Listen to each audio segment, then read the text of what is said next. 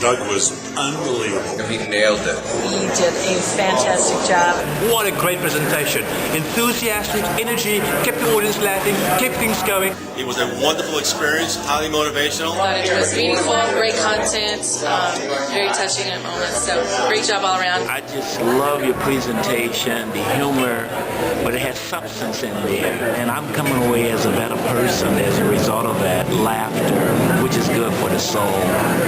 At DMG International, my organization, we study motivation and how it impacts organizations and individuals. And that's what we're going to be talking about here today. Motivation, inspiration, but how we can lighten up in this industry that is changing so much. And that's what many of the senior leadership, the new officers have spoken to you about, change. Mach 5 with your hair on fire each and every day. Is it whitewater? You bet. Perpetual whitewater. But motivation is a key foundation to any successful individual or successful organization. We've studied motivation for decades. We've studied organizations, Fortune 500, Fortune 1000, and individuals. In fact, over 58,000 people have gone through our motivational training. And I want to share with you, distill that down to share with you what your own unique individual motivational style is. I'm going to show you 4 symbols. I want each and every one of you to identify with one symbol and one symbol only.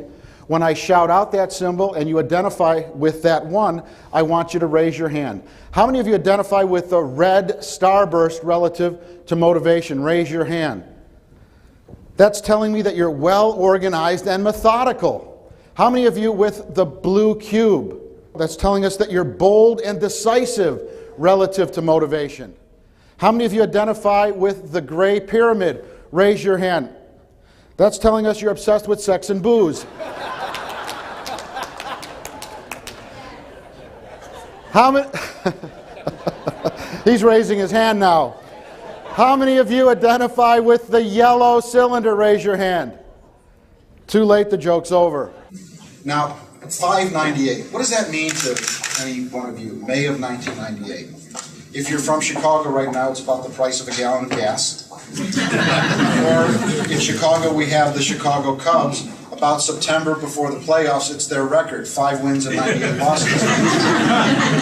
But in May of 1998, 3 things happened to me that rocked my world, turned it upside down, that challenged how I fundamentally viewed life. My dad fell out of a 3rd floor window to his death. He didn't jump.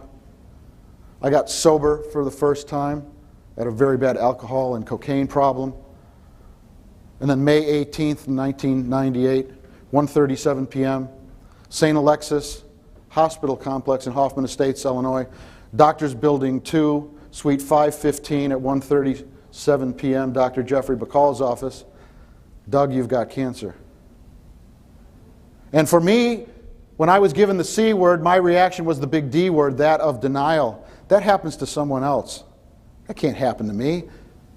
I was a highly charged and focused sales and marketing executive in the information technology space. Had enjoyed great career success, great financial success. In fact, the trajectory of my life was on that hedonistic treadmill, acquiring more stuff. He who dies with the most toys wins. And I realized at that point in time, May 18th, at 1:37 p.m., I had to make some changes at a very guttural level eventually. First and foremost, I had to suit up and show up and deal with this cancer. I was so focused. I had a 5-year plan, a 3-year plan, a 1-year plan, a 3-month plan, a 1-month plan, a weekly plan, a daily plan, a minute, an hour by hour plan. But when you're given the death sentence of cancer, you recognize that tomorrow is promised to no one. So I got involved, actively involved in my care plan, and I got involved in a cancer survivors group, ladies and gentlemen. Made the most deepest, meaningful relationships outside of my family that I ever had. Shared this challenge, this journey with some other much braver individuals. Not everyone survived. But in this cancer survivor group that was being studied by some PhDs and MD for the benefit of a cancer survivors group, we found out a number of things. That the factors cancer survivors cite in preventing a recurrence, 4% of the time you needed to be lucky. 5% of the time you don't know. You got to roll the dice and take a chance 11% of the time on complementary therapies. You got to get outside of yourself, that sea of me, and quit being an eye doctor.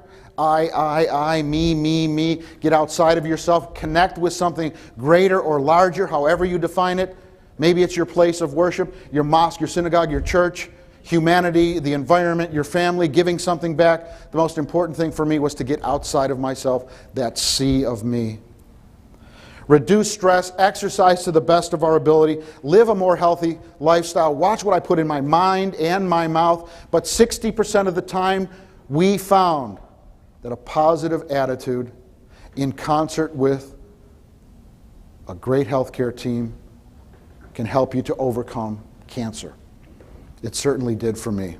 I want to ask you this question. How many of you have a refrigerator at home? And in that refrigerator, you've got milk and dairy products with an expiration date.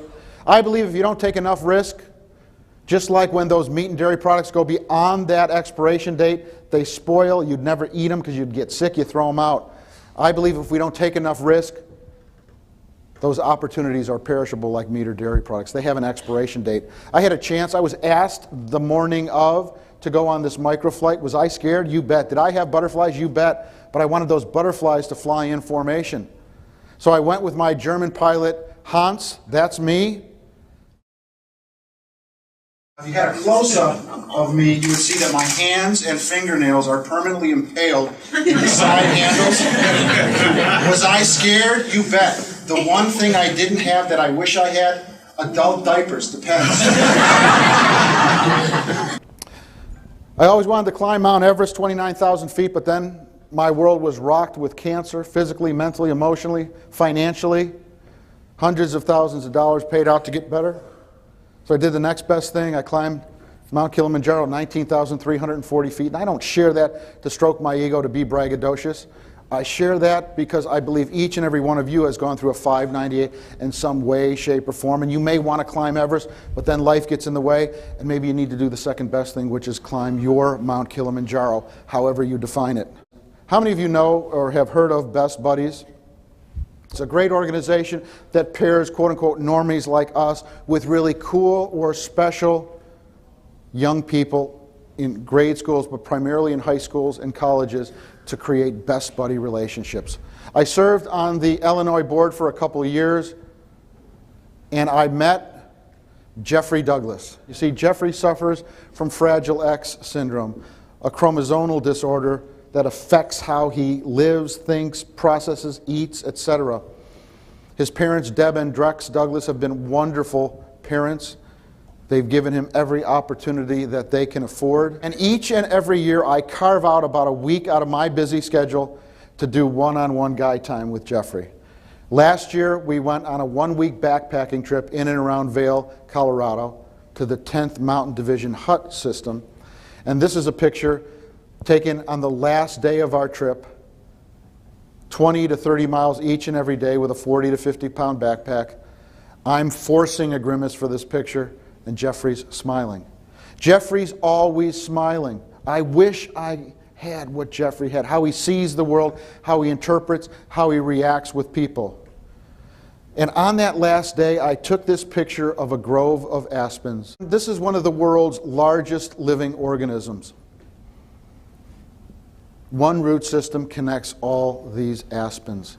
If one insect, a beetle, were to bore into one of these trees with a disease, it has the ability to kill all of them. The same is true of us.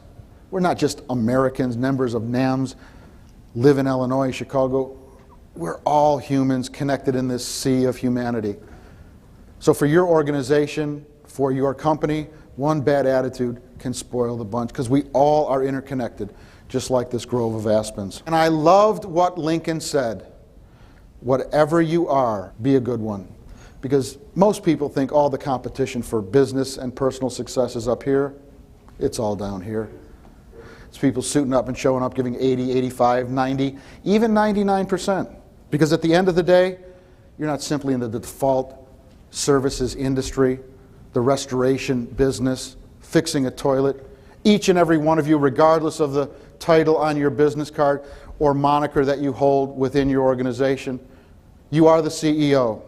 You're the chief everything officer. You're the chief enthusiasm officer. And you're the chief executive of optimism. It's incumbent to you, if you're a leader or regardless of your position in the organization or in the community. The quality of your life is directly proportional to the commitment of excellence you make in your chosen field of endeavor. Suit up and show up with excellence. Give that 100%. Live a good, honorable life. Then when you get older and think back, you'll be able to enjoy it a second time. Because ultimately, you decide. And remember to have more fun out there. Because if you don't have more fun, this could happen to you. There once was a man who never romped nor played. He never smoked, he never drank, nor even kissed a maid. And when he upped and passed away, insurance was denied. For since he never lived, they claimed he never died. Thank you. Happy anniversary, Navs. See you, Rio Rancho Rams. Have a great day.